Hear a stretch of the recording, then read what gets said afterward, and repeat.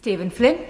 Madam Deputy Speaker, I often think it's a grave pity in this House that the cameras tend to just be trained on the individual speaking, because it meant that the public did not get the opportunity that we did earlier on to look at the faces of the Labour MPs as this debate began, to see the glum, serious look on their faces as they recognise the significance of the situation that faces their Prime Minister here and now. And I'm sure it's a glum, angry, serious look that's shared not just by the Treasury front bench in the building here today, but those who are flogged in the public domain across broadcasting stations throughout the course of last week. And if I may, the Chief Whip is no longer in his place, but I would like to think that on Sunday that was the first occasion where he was happy to be in his new role, so he did not have to appear on the Sunday media rounds as the Business Secretary to defend the indefensible, to tell us all in the public domain that Peter Mandelson has singular qualities that nobody else on these aisles, nobody else on the planet possibly have, that make him fitting to be the ambassador to the United States of America. What a pitiful state to find ourselves in. What a pitiful state for the Prime Minister to find himself in. And this is mired in politics, I hate to say, because this is a political decision by the Prime Minister. He chose to stand at that dispatch box last week and not tell us, but tell the public that there was nothing to see here, that he had absolute confidence in Lord Mandelson. It is the Prime Minister, who chose to ignore the facts that were plainly in front of him, not for weeks, not for hours, not for days, but for months.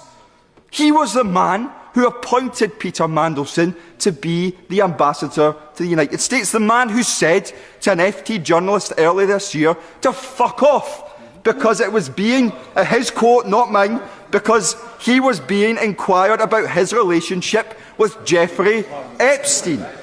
That was what Lord Mandelson said. He said it was an FT obsession. Well, guess what? It's our obsession now.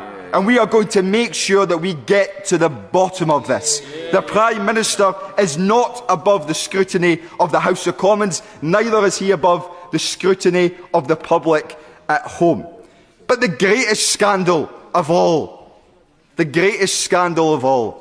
is the fact that the Prime Minister of the United Kingdom appointed a man to that role, knowing that that man had maintained a relationship with Jeffrey Epstein, despite the fact that Jeffrey Epstein had been convicted in 2008 in Florida. Convicted for having 14-year-old girls masturbate him.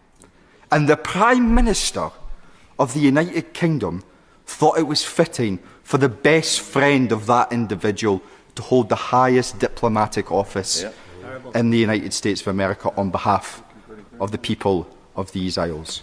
What a complete disgrace. And the only thing that seems to have caused any consternation for the Prime Minister in any of this is not that that happened, but the fact that for a short period, Peter Mandelson appeared to think Jeffrey Epstein was innocent. Which draws us to the conclusion that if Peter Mandelson had thought that Jeffrey Epstein had maintained a friendship but thought he was guilty, he would still be in post. What has happened to the moral compass of this place, of the office of Prime Minister, where we can simply accept a rationale such as that? How can any victim of child sex abuse in these isles or elsewhere have confidence in the structures that we put in place when the Prime Minister of the United Kingdom, and the Minister shakes his head. Is there an intervention that he wants to make? Is there something that he disagrees with in that assessment of those facts? Or does he want to present the additional detail to this House which makes any of that untrue whatsoever? No. I notice he's not shaking his head now, but I tell you who is shaking their head: the public at him and his Prime Minister for the decisions that they have taken. Now, Madam Deputy Speaker, we're going into recess. All of us are mindful of the fact that this House is shutting down. But when we come back, we expect answers. The Prime Minister of the United Kingdom, he hopes that this is going to go away. But I and every other member who is sitting in this House right now can assure him that it is not. Hear, hear, hear.